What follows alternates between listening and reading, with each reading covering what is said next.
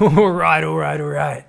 It's time, boys and girls, for the Florencio files. We are here once again with some amazing Florencio games. I mean, I don't know they're going to be amazing, but if my experience over the 25 episodes we've done so far stands true, what we're about to see is probably going to be a mixture of sickening, disgusting, and yet you can't look away, and the more you watch it becomes kind of beautiful in front of your eyes, you know? It's that moment where you're like, oh god, this is just unnecessarily gory. But then at a certain part, you start to enjoy it a little bit. You go, yeah, chop his head off. Yeah, look at that. Rip his guts out and stray them around the room in patterns. This is amazing. So if you're a sick bastard like me, prepare yourself. You're about to get pleasured in a very special way. Down here, looks like another victim for Florencio, a bar-coded Zerg player. In the red, his name is Barcode. And this time, coming in under cover of darkness, in the top left-hand side, in the blue. Hiding his identity, his name is Florencio. He's also been very cheeky. That probe just came in after the Overlord left, but you know what? The drone sees it anyway. Oh, yeah, not going to underestimate this one. Nuh-uh. These drones say, no way, Jose. And that probe says, mate, don't stereotype. I do speak Spanish, but my name is not Jose. It's Enrique. All right, buddy. The drones say, fuck off, we don't care, we don't speak Spanish, mate. Get out of here. He says, dude, why are you being so hateful? All I want to do is build some pylons in your base. I'm just decorating, mate. They're like, get out of here. Get out of here. Meanwhile, a casual nexus going up on, of course, the Zerg's gold base. Florencio, I don't think he has any plan to actually build cannons here. He just kind of wants to get a reaction. This is that moment when you're there, you know, with your sibling, and you're poking them in the side of the head, and you're going, hey. And they're like, what the fuck are you doing? They finally cave and stop ignoring you and shout at you, and you go, oh, just wanted to say hey. And you just get super mad, because you know all they want is a reaction. That's Florencio right there. Comes in, gets more than enough of a reaction. You got a bunch of racist drones, apparently. Apparently these drones are racist.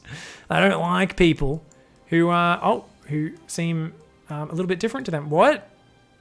Pneumatized carapace?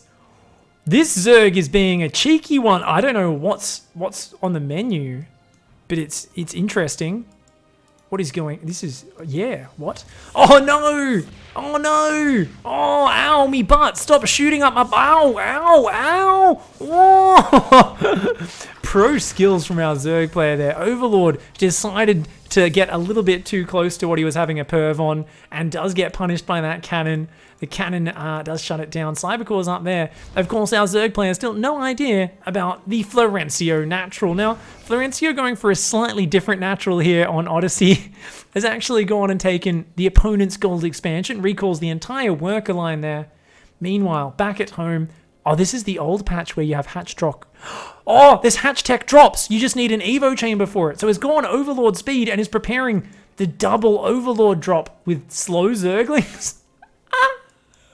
Oh my god, blast from the past, guys. This is a previous balance patch where you did not need layer to get drops, and oh my god, it's the Omamorki. This is the Omamorki.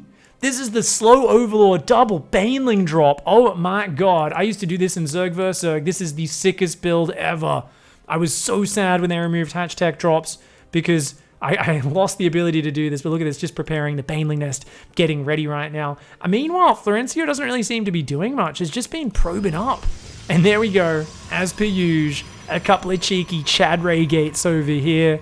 The trust fund's starting up, the college fund is getting ready, and the nanny is slowly beginning to raise up a couple of spoilt Chads over here, who have their life laid out in front of them. Of course, their parents earning the riches right now, reaping the rewards of that gold base. And over here, looks like we got a couple of carry boys. They've morphed. 4 banelings. Oh, it's gonna come in. I would love if this queues up to drop there. Look at this. Comes in, is like, wait, what? That's not a nexus. Oh no! Oh no, there's a cannon in the middle line, but still a lot of probes could go down. Florencio groups up the probes, wants to try to make it so the banelings get the money hits. Oh, wait. Oh, okay, Neeb. Apparently, yep, Florencio just made a fresh round of guac, because that was definitely Neeb. Only 4 probes going down. Florencio 100% would have boxed those probes and moved them under the Overlord. But Neeb, a slightly better micro player than Florencio. For you guys who haven't watched the Florencio files before, Neeb is actually really good friends with Florencio. They hang out all the time.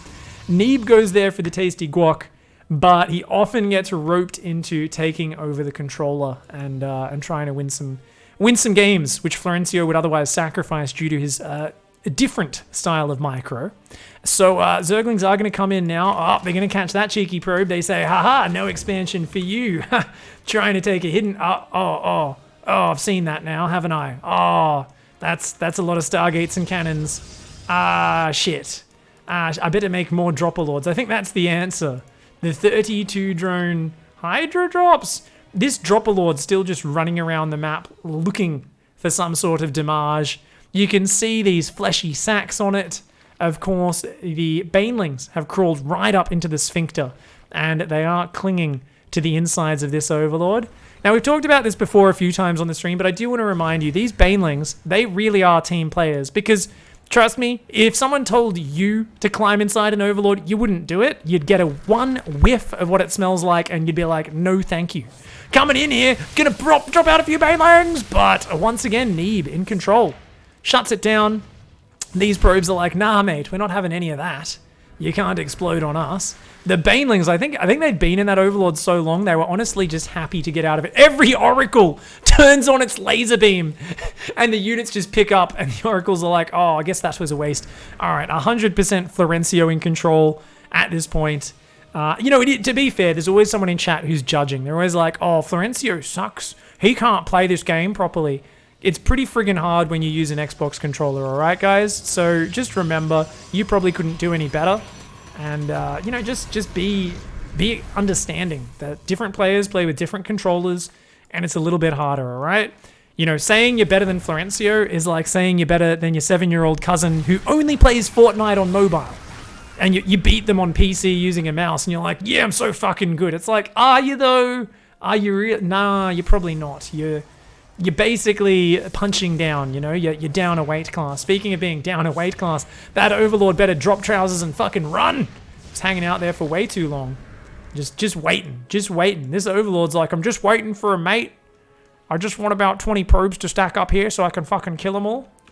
Hasn't figured out that Florencio has also taken the regular Florencio natural expansion up here in the top side. Hydras are on the way. I can tell this barcode Zerg has pretty impressive macro, because you can tell because the money's so low. And remember, if you really want to know if you're good at macro, it's all about if your money is low. Nothing to do with your work account, your supply account, or how many bases you have. As long as you're spending your very limited money regularly, you're probably pretty good at macro. At least Diamond 3, I'd say. 100% at least Diamond 3. Oh, fuck me. That hatchery goes down in the big glorious fountain of blood. But look at this. A couple of Chads coming out. Oh, no. Hydra's there, looking to chase off these Oracles. The Chad's going to take down a few Overlords. More drops trying to get ready on the other side of the map. Zerglings trying to prepare for the Baneling drops. This is not a lot of Hydralisks. When you have as many Hydras as they have Oracles, you're probably pretty much resigned to Dicktown. You're kind of like, yeah, we're on the way. We don't really have a lot of choices. Even when we get on the train and we say, oh, I'd like to go to Buttface Town. Maybe I want to go to Banana Kingdom. Maybe I want to go to Happy Town, Sunshine Village. It doesn't really matter where. Basically, they just racially profile you and they say, nah, you're a 40 drone Hydralisk player up against someone with mass Oracle. Yeah, you're going to Dicktown, mate. You don't get a choice in the matter. You're going to get fucked. A couple of double Baneling drops coming in. Here we go. Oh, finally going to fucking burst his acidic explosions all over Florencio's face. But oh no, the probes are escaping. Look at this fucking ring around the rosy. The Banelings climb back into the sphincter. They say, oh man, it stinks. It stinks. And the probes recall to the fucking... where did they... Oh, they recalled here. Florencio with the sick evacuation.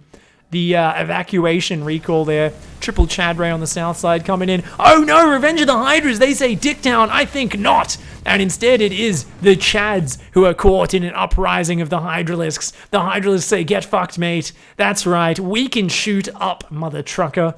And what is it? Oh my god, 12 oracles, 16 hydras, 3 oracles and 4 hydras building at a time. It's an arms race. Lasers versus needly fuckers. Who's gonna win out? There's still no hydra range upgrade. Oracles turn on their laser beams. Half the hydras are walking off like a bunch of fucking drunkards. They don't even realize their best mate's in a fight. He's already on the ground unconscious by the time they fucking decide to jump in, and they do fuck all, man. Oh no. The oracle's gonna try and fight 5 oracles versus 2 spores. I think I know how that one goes. It looks like Florencio says, you know what? I don't want you to be alone in Dicktown. I want to join you. I want to also be one in Dicktown with you. I'm going to try to fight the spore crawlers. Actually, has some second thoughts, does decide to back out. He says, you know what? A few of me oracles got sacrificed. They'll go to Dicktown with your hydras, but a few are going to evacuate. And I think this might just be the biggest economy we've ever seen Florencio with. It's a fully mining base. This was fully mining before. This one's pretty much fully mining. What the fuck is going on right here? Next thing you know, he's going to be making an upgrade. What the fuck? Neeb, once again, influencing Florencio. You know, he started as just a young sewer mermaid. All he wanted to do was lie to his opponent saying, oh no, you're beating me, while he was secretly proxying some shit. He wanted to cannon rush and just win games in the first 5 minutes. Now we have this fucking monstrosity, you know? It started out as a fucking dude just writhing his way through the sewer. He's got fucking poop on his forehead. You're like, why have you got poop on your forehead? And he's like, I don't know, I'm just fucking filthy, hey. Now he's got 4 fucking bases. Is that a 5th base? That's a fucking travesty. That's what that is. Jesus Christ. This is not the Florencio I know and love. He's evolving into something hideous, something terrible. His innocence is lost, you know, or I guess maybe it's that he's becoming innocent and he's losing the lack of innocence. I'm not really sure on the metaphor. Definitely there's some weird changes going on. It's not the Florencio we've been watching over the previous 25 episodes. I just tell you, we see a fucking fleet beacon go down and carrier start up. We see a warp gate upgrade. I'm gonna know things have gone terribly wrong. Another baneling drop comes in. Actually kills a fair few probes. I totally missed that because I'm shit. I think that killed a whole mineral line. Fuck. Good observing, pig. Good observing, mate. It's still mass disco ball versus hydras. 16 disco balls, 20 hydras. What's the hydra range upgrade, I hear you say? Well, Mr. Barcode over here says, I don't know what that is. I'm going to make Overseers 2-1 upgrades and an infestation pit. Now remember, guys, carapace upgrades are very important against units that do spell damage, because it makes 0 impact on the Oracle's attack. So very important double upgrades coming in. I mean, to be fair, that is a pack of unupgraded zealots and adepts, so I guess you want to respect that. Oh, fuck me, the oracles are coming in. They turn in their laser beams, they turn away, but then they do end up committing. The zealots are just fucking chilling over there. They're not helping at all. Bunch of lazy cucks. Oh my god, these hydras microing behind the spores. The drones come off the line at an impressive hold from our Barcode Zerg player. It turns out that army, oh fuck me, actually zealots are pretty good against drones. In the end, they do end up holding.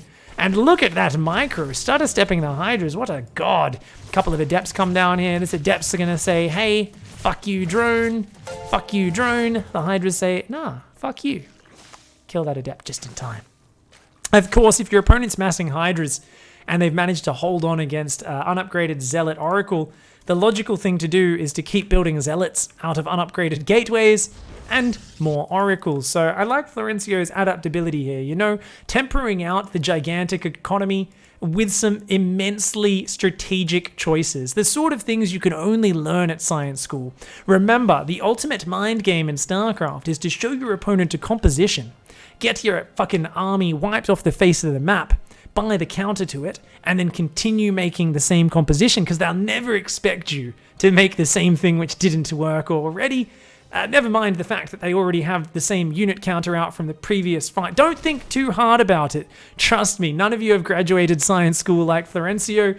You don't have the cogs in the brain to calculate that, all right? Too many decimal points for all of your Bronze and Wood League brains. You can't quite do the same calculations that this fucking man can. These zealots, of course, just gonna chase that drone. Actually gonna make it away. Good on ya. Good on you, Barcode Zerg. It's managed to escape for now. Infestors are on the way. They're pretty fucking good versus Zealots and Oracles, but the economy is looking kind of good for Florencio. 76 probes. Oh, no, the Zealots were waiting for you, you dickhead. Look at that, he got chopped in half. Oh, what a sad drone. Oh, Baneling Drop comes in again, but this time only gets a couple of probes there. I've got to fucking keep an eye on that minimap, mate. This is some in-control level observing right here, you know. Rotterdam would be sad. Mapu or Funka or Coca would be super mad. Insano would probably just punch me in the nads if he saw me observing a game this badly. But what can I say? It's a beauty. It's hard to predict what's going to happen in these games because the players are just on the next level. Oh! Almost did a tag and escaped. Holy shit. High level. So, at this point, the Barcode Zerg is kind of in let's just turtle up and survive mode. Still hasn't realized about this base, which is almost mined out. Or this base.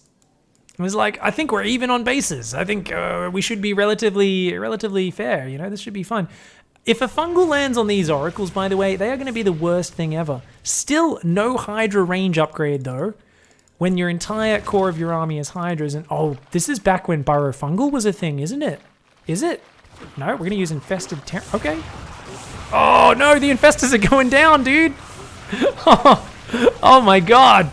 Barcode Zerg taking a leaf out of Florencio's book and decides to just run the Infestors to their death. Florencio just evacuates and... Oh no! That's a lot of Zealots and Oracles. Wait, Florencio's like, nah, fuck waiting for the Infested Terrans to run out. I'm gonna go in now. Genius decision making. Florencio diving into the massive Infested Terrans moments before they disappear and decides to take still a pretty crushing engagement. Remember guys, if your opponent's got timed life units, you've got to make sure you engage before they run out, because otherwise it's not fair. So Florencio showing he's become a bit more sporting. He takes 6 bases in a game. He tries to make sure that the engagements are fair for his opponent.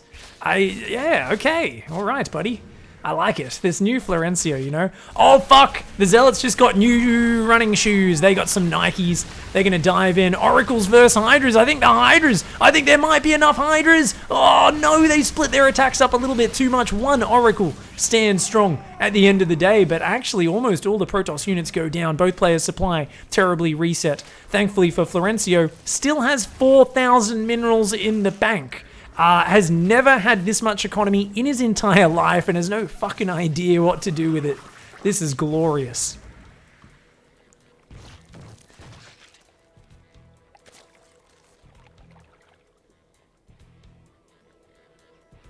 Chat's pointing out that apparently Florencio wanted to get the XP from those infested Terrans before they ran out, otherwise he wouldn't be able to level up and get any of the ultimates on his Infestor Hydra. That is true. Does need to get Bladestorm if he wants to win this game. Infested Terrans taking down the Chadray. Lings vs Stalkers. Still units building. Oh my god! Heresy. He's done it. For the second time ever, we've seen him upgrade Warp Gate in a game. At least the last time I saw him upgrade it, he'd never transformed a gateway into a Warp Gate, or at least I don't think he did. But Jesus... That is, he's gone and made a bunch of warp gates. Neeb, give the controller back. Stop it. You're polluting the fucking pure playstyle of Florencio. You stop making 18-minute warp gates. Give the controller back. Turn those back into gateways, Neeb. Neeb's just trying to ruin the fun here, isn't he?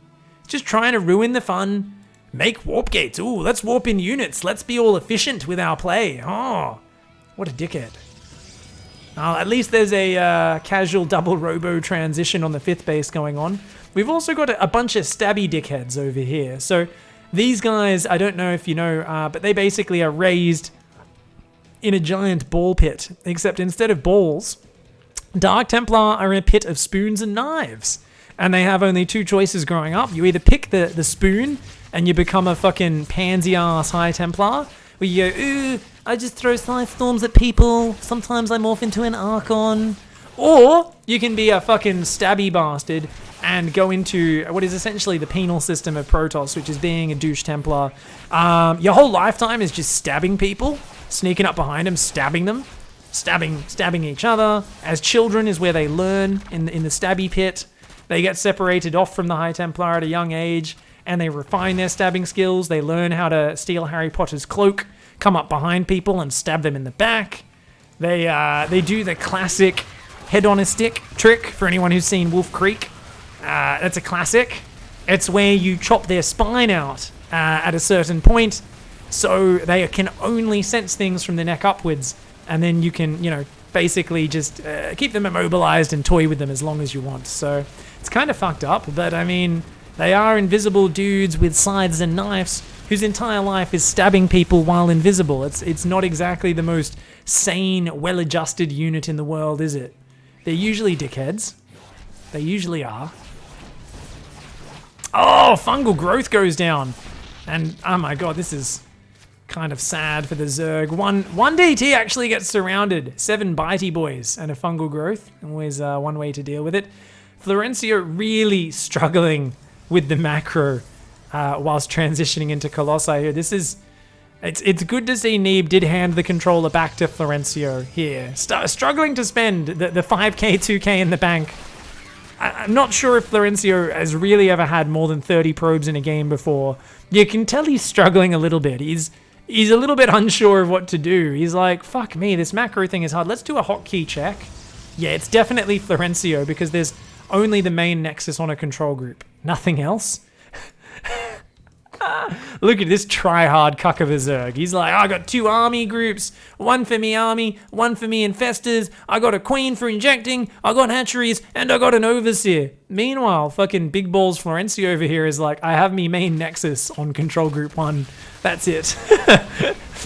You want to fight me, dickhead? I've got an F2 key. I know how to A and then click on the ground. The infested Terrans are like, let's fucking try and fight. Florencio's like, hey, Neeb, take the controller. Neeb's like, yeah, let's just step back and wait till the free units run out. Florencio's staring at him. His jaw fucking hits the ground. He says, wait for them to expire? But what about the experience points? Neeb says, experience points don't win your 4 WCS championships, motherfucker. Florencio says, you fucking try hard. Oh, wants another trophy. Ooh, let's wait for them all to disappear. Neeb is like, what the fuck, man? You're such a dummy, Florencio. When are you gonna learn? This is how you fucking do it. You know what? All right, I'll fight some of them.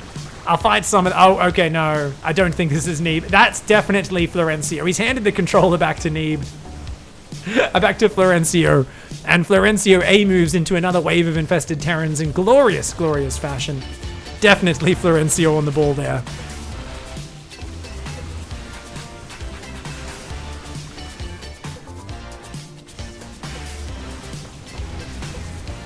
Oh, roasty toasty hydras do go down. Holds the attack. For your next cast, I challenge you. You have to follow the game and you can't name units and buildings by their normal name.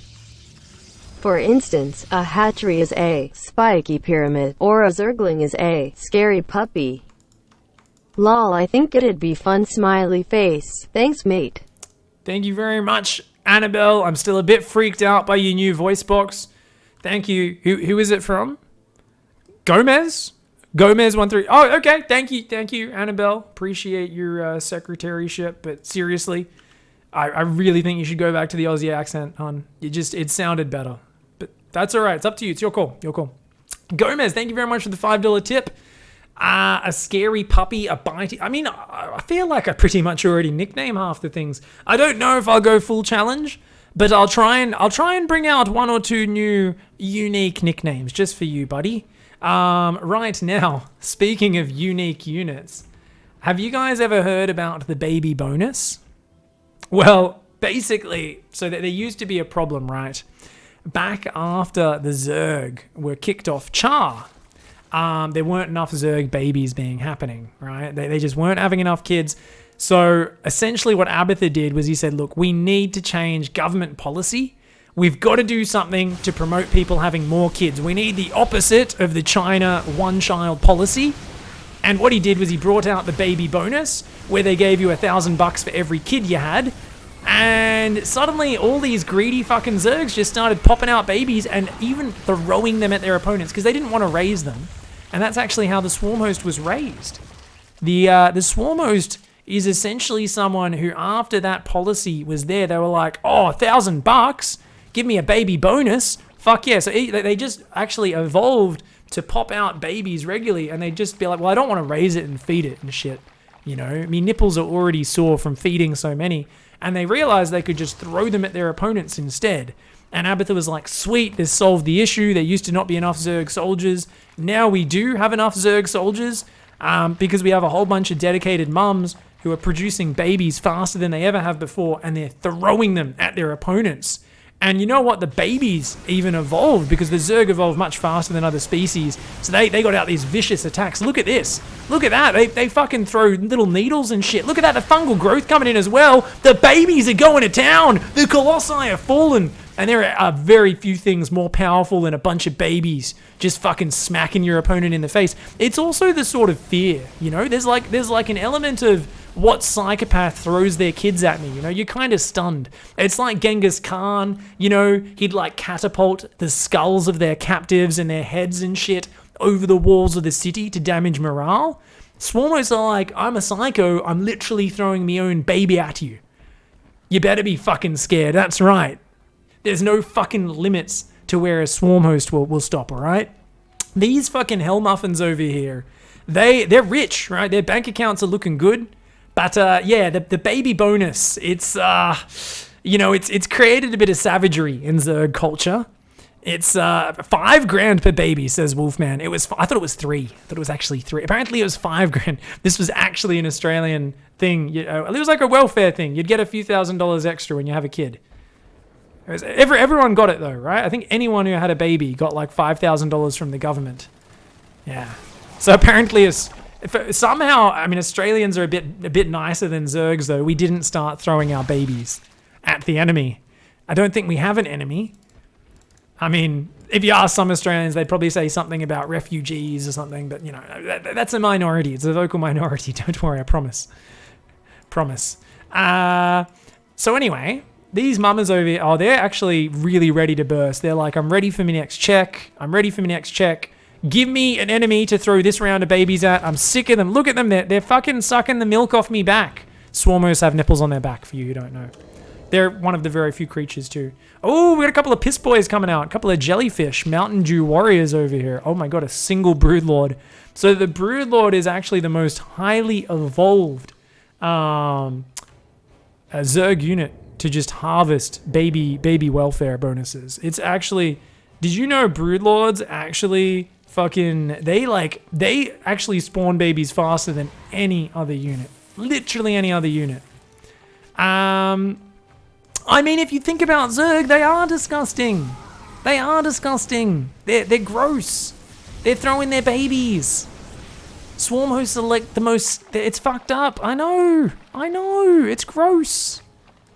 Yeah, look at, oh, the broodlord cocoon is gross. It is, isn't it? It's got little pus sacs on it.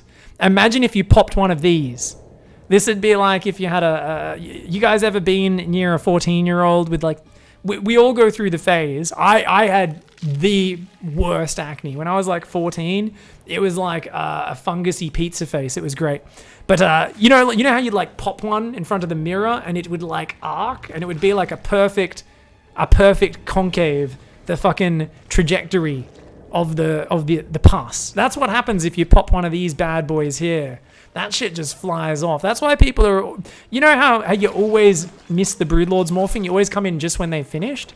It's because even if you order your units to get in there and kill them just before the broodlords finish morphing, your soldiers hold back. They go, oh, fuck man, I don't want to get covered in that shit.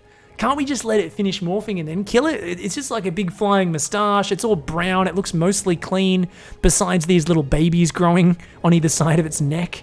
Look at these, Larry and fucking David the broodling. They're like, oh, I enjoy life. I'm flying next to mum.